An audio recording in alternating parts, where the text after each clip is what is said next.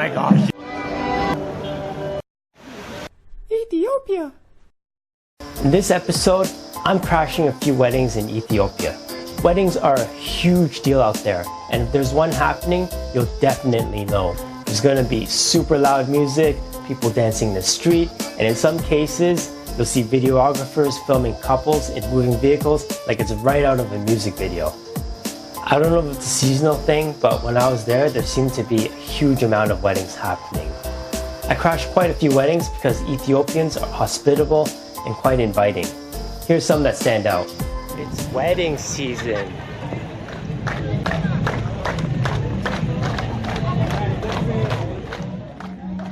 So I'm just clapping on the sidelines, and before I know it, I'm pulled into the festivities.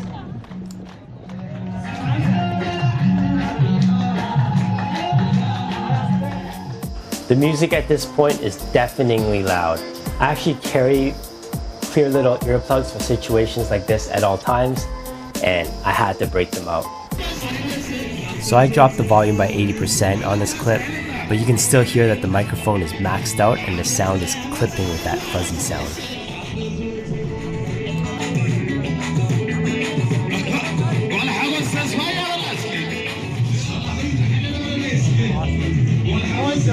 That was my third Ethiopian wedding crash, but that one was the most westernized one. Food traditional. I like the spread they had out. You know, I was really tempted to stick around, but I don't want to ruin anyone's wedding day by being some random freeloaders. Now the best wedding I crashed was in a village outside of Hawzen in the Tigray region, where I went to do some climbing as well as visit some cave churches.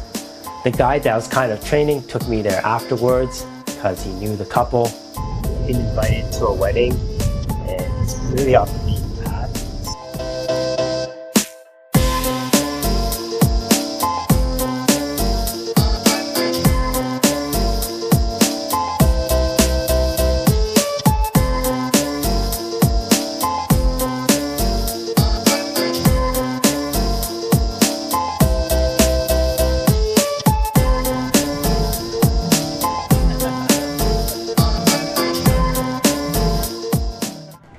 So I'm sure a few tourists come out to these weddings, but I can tell by the stares that it doesn't happen that often.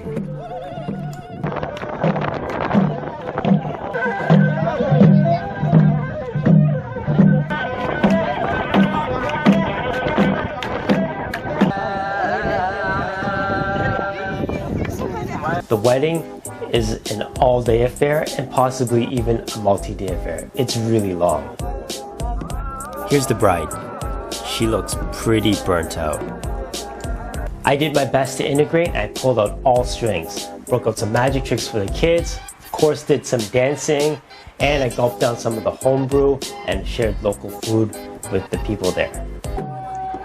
Of course, you know I have to dance and teach dance because, after all, I think dance is a universal language.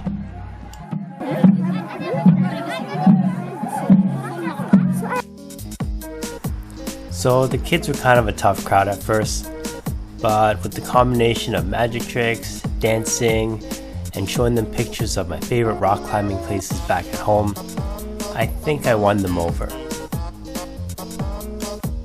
Showing everyone pictures of Lion's Head and rock climbing around here. We're having so much fun doing some dancing and some magic tricks. So I am in the thick of it right now, just sitting in a tent. Got to be like 300 people, and it's a massive celebration.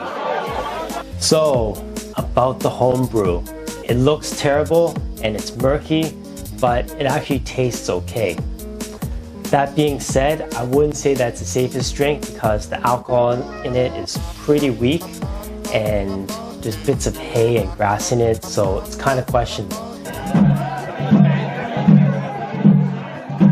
Looks dirty and murky, but it tastes all right.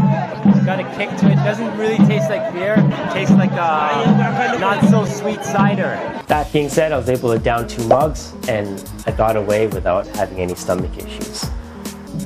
The food may also be a risk for some travelers.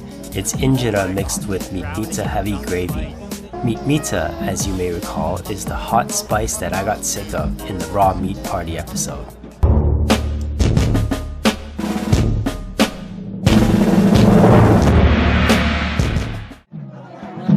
That's gonna give me nightmares on the can. This is interesting. The cacti has been grown around in the kind of a circle as a natural fence for livestock. The celebration and dancing goes late into the night, but it's time for me to go and to move on to another party crash. So this next one isn't a wedding, but it is a pretty swanky party.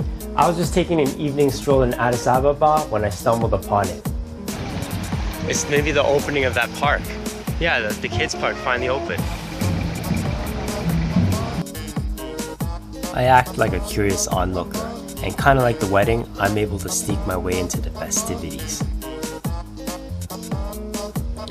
Next, celebrities and media show up, so it seems to be a pretty big affair. Then I notice food is going to be served, but like many things in Ethiopia, it'll probably take a while before they start serving. Fortunately, curiosity keeps me around until it's dark, and that's when the live classical music begins.